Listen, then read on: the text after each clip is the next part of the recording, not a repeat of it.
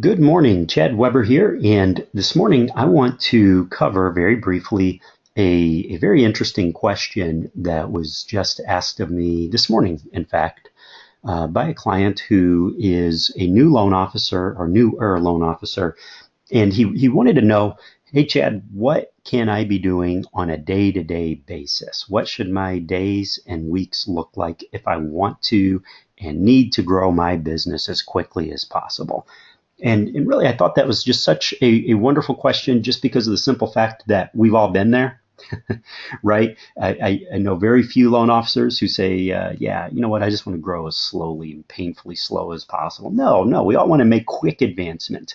And sometimes we begin to question if quick advancement is possible because it seems like everything takes a little more work, or in many cases, a lot more work than you anticipated. But really, there are some very specific things that you could be incorporating into your days and weeks that will have a significant impact on how quickly you grow your business. And that's what I want to talk about here today very quickly. And I want to talk about this from the angle of time blocking.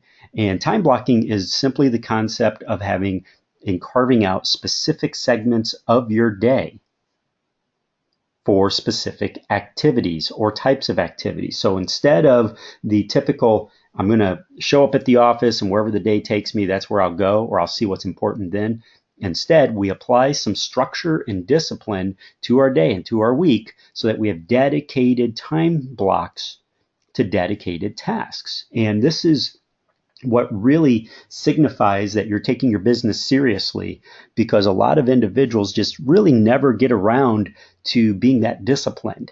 And it's that discipline that makes a difference between how much time you're going to spend actually marketing and prospecting for new business and how much time you're going to spend just being reactive to your day. And as we know, if we let ourselves be reactive, the day is going to throw a million things at you. Really, it's going to throw a million. I mean, heck, I fall into this and have to fight against this myself all the time because it's so tempting just to show up and say, well, I know I got these two or three things that are super important, and I'll just kind of see what I can squeeze in, to these little time slots in between.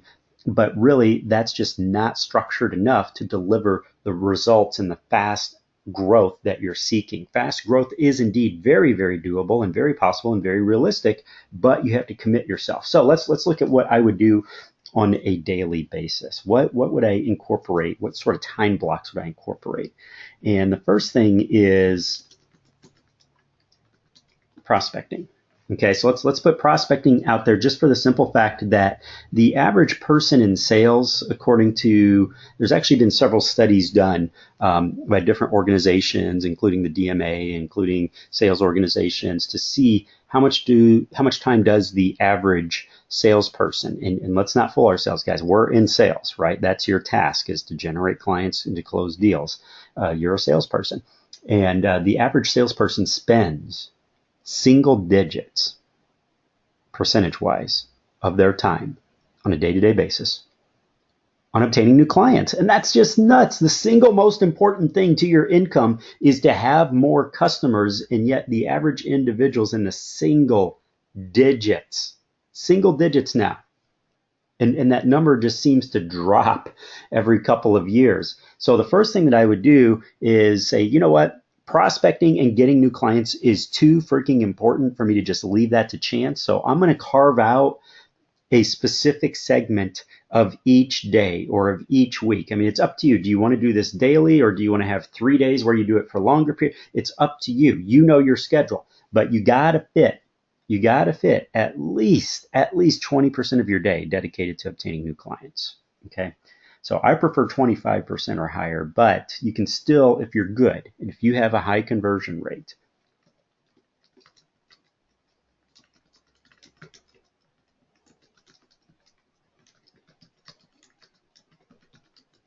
So prospecting can be done in a lot of different ways, okay? So I could really squeeze in a lot of things here. I could squeeze in social media. So if I, excuse me, so if I have a lot of followers, for example, I could make a post, for example, and that would stimulate a lot of conversation, and then turn around and engage those individuals and count that time towards prospecting if I'm actually talking to people. But here, that's the key, guys, is you got to be talking to people. Okay, so I could do social media. I could do mine my database, and that could come in the form of emailing or calling past clients. I mean, there's so much that I could fit into here. I could be running ads and then following up with those individuals who inquire, the leads that I capture. I mean, there's so much that I could put in this prospecting box here. And it would take hours for us to really flesh that out. But I think if you're in sales, then you know what prospecting means. And it's basically, let's think of it this way, just to be crystal clear as to what fits in here and what doesn't. Proactive marketing, proactive discussions, not passive, proactive. We want to be in the bulk of this time block to be proactive, not reactive. Okay. So something else that I would put on my schedule as far as a time block is referrals. Now, when we're talking about referrals, guys, I mean, this can be any sort of referral source. So this could be talking to realtors. This could be, again, asking past clients. So I could be engaging them. So this could be talking to CPAs or CFPs or, really anything that falls in that category, right? You know what? Let me put something else in here too. Something that's just too darn important here is I want to put, I think more loan officers should go after FSBO. If you got FSBOs in your marketplace, it's just low hanging fruit. And proactive for new sources, not existing sources, but new sources, obtaining new potential referral partners. I know that seems like it should go down here, but basically what I'm referencing here when I list referrals is the actual activity and action of asking for referrals. Let's not mix the two up. So if I'm talking to existing agents that I know and seeking referrals and having discussions about that, or I could be doing meetings, I could be running ads, whatever the case may be, then that's going to fall in my referral category. But if I'm actively prospecting for new sources, that's definitely going to qualify as my prospecting. And let me throw something else here in the prospecting. Here's a general rule that back when I was getting my business started and I needed business ASAP, I did something that I called the 2-week burn. Just a little concept I invented. And then I tweaked that as I went along. The 2-week burn was simply this, that when I knew that I wanted a large portion of my business to come from realtor referrals, because to me, it's just so obvious. It's just such an obvious source, and so many loan officers don't go at it properly or not proactively enough. And when I wasn't getting good results out of the gate, I decided that I was going to take a 2-week period to really immerse myself in the realtor experience and understand these folks so that I could troubleshoot and figure out what was going wrong. And during that 2-week burn, basically here's what it meant was I would not leave the office until I had 10 conversations. So that's all caps because it needs to be, because that was my commitment. And I did this for 2 weeks. Don't worry, guys. That's not something that you just have to do forever. No, it was 2 weeks because I wanted 10 conversations, not just a hi, goodbye. No, I wanted to actually have 10 discussions with realtors every single day during those 2 weeks. I mean, hey, if you don't have a lot of business, that means you got more free time, right? And if I didn't meet that goal, then I didn't go home. Now, occasionally I understand crazy things can pop up that really do bite into your schedule and you just can't do it. But let's say that one day I only get around to 7 calls and something really major comes up. Well, then that means the following day I'm going to do 13. I'm going to take those 3 that I missed, because otherwise it's not a commitment. If you don't take your commitment seriously, then how can you grow your business and how can you even call it a commitment, right? So during those 2 weeks, I learned more about realtors and how to talk to them, how to interact with them, what their challenges are, what their irritations were, what some of the key hot button topics were. I learned so much from those 10 conversations. And here's the thing is if you really need to grow your business fast, there's a lot you can do to have those conversations. I just picked up the freaking phone and called. That was the path of least resistance because it was just so easy to pick up the phone and call. But this can be email, this could be social media engagement, but you got to eventually get them into a conversation. I could run ads Now here's a novel concept. Imagine running an ad that is not actually an ad in order to engage with realtors. Here's what I mean by that. Imagine doing a survey, because one of the key opening lines I used when I wanted to talk to a whole lot of realtors very quickly was I called them up and asked them to please just tell me, what do they dislike most about loan officers? What are the top 3 things you hate most about loan officers here in this market? And they were happy to tell me. So imagine instead, let's do a updated variation of that. Imagine running an ad that says, hey, realtors, I'm a loan officer in blah, blah, blah area, and I really want to know what is it that you dislike most? What are the biggest challenges and frustrations you run into from local loan officers?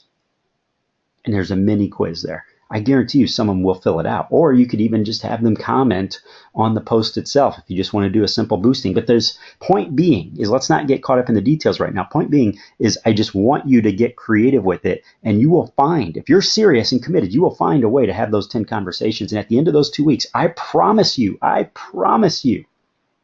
you will have a whole new perspective, because you will have learned so much. Every single loan officer that I've spoken to that actually tried the 2-week burn came back and said, man, that was such a learning experience. But you have to care. They will pick up on that. You have to care. You have to care when you talk to them, when you have these conversations. You have to engage them in actually having a real world conversation and not stink of commission breath. Let's just completely take getting leads off the table when you're talking to them and say, hey, I just want to find out what your challenges are, because I am restructuring my business to plug those holes and fill those voids to become the best possible loan officer ally real estate agents here in St. Louis have ever had. That's why I'm calling you. So at no point am I going to ask you for business right now. This is just a discovery phone call. And you know what? You will get a lot of really, really good feedback. And then you build the rest of what you're going to do based on that feedback, because they're telling you how to sell to them. And that's a beautiful, beautiful thing. All right. So that's what I would do, is I would definitely engage in that 2-week burn and have those 10 conversations a day. And I would find ways to engage with them. One is I would pick up the phone, but I would also incorporate email, maybe some social media engagement, maybe run some ads to get them to landing pages. But one way or another, I would not have an excuse. I would make sure I had those 10 conversations a day for those 2 weeks. Okay. So let's go back to referrals. So asking realtors, asking past clients, we can connect with CPAs or CFPs, any other sort of legacy referral partner. So right now we got referrals and we got proactive marketing. So those are definitely key areas that I would plug into every single day. Now, there are other things that I could be doing, such as things that are going to leverage. So leverage points, but we can, that right there again is a discussion for, well, it needs to be its own discussion. But there's a lot more that I could plug in here, but I felt like these were the 2 most important, just because most individuals seem to miss out on these. And mining your database, guys, is if you have a database of past clients or even just past potential clients that never really converted, you need to schedule certain periods of your day to actually reaching out to a certain percentage of those individuals. And I don't mean being vague. I mean get very specific and say, you know what, I'm going to send at least 10 emails a day or 20 emails a week or whatever the case may be, and have specific numbers and then track those numbers, because after a couple weeks, you're going to see more and more activity, and then you can start to look back and say, okay, well, when I dedicated myself to doing, 20 emails a week, I noticed that I've gotten, X amount of new business because of that. So if I want to double those results, now let me commit to doing 40, and again, your day is going to fill up regardless of whether you do this or not. So do you want it to fill up with high payoff activities or low payoff activities? Screwing around on Facebook, just being reactive and responding to a bunch of emails randomly and voicemails randomly, those are not good uses of your time. Those are low payoff activities for the most part, right? They're not proactive. It doesn't mean that we're going to avoid doing them altogether, but a time and place for everything, right? So if we prioritize and say, you know what, I'm going to analyze and see if at least 20% of my day is dedicated to being proactive and finding new business. Oftentimes we'll be shocked when we find out just what tiny percentage of our day is dedicated to that. So it's no wonder that we're not reaching our goals, but it's hard to figure that out if we're not really paying attention to it. And that's why I wanted to make this call. So that's what I would fill my day with, is these proactive activities, and have a certain amount of emails going out, a certain amount of content being created for your blogs and for your Facebook pages, and then we turn those into ads, and speaking to a certain amount of realtors and referral partners and past clients, or mining our database even of just past leads that never converted into clients. And if we do these things, you will grow, and you will grow a heck of a lot faster. All right. So just an important reminder, and I will dedicate a future call to some other time blocks that I would set up. But right now, I just wanted to focus on the two most important, and that's prospecting and referrals. All right. So I hope you guys put some thought into this and sit down. You might want to grab yourself a Excel spreadsheet or even just a Word document like I have here, and just start filling out and fleshing out your daily and weekly schedule as far as what time blocks you're going to make sure that you have time for. All right. So I will see you next time, guys. Make it a great and very productive day.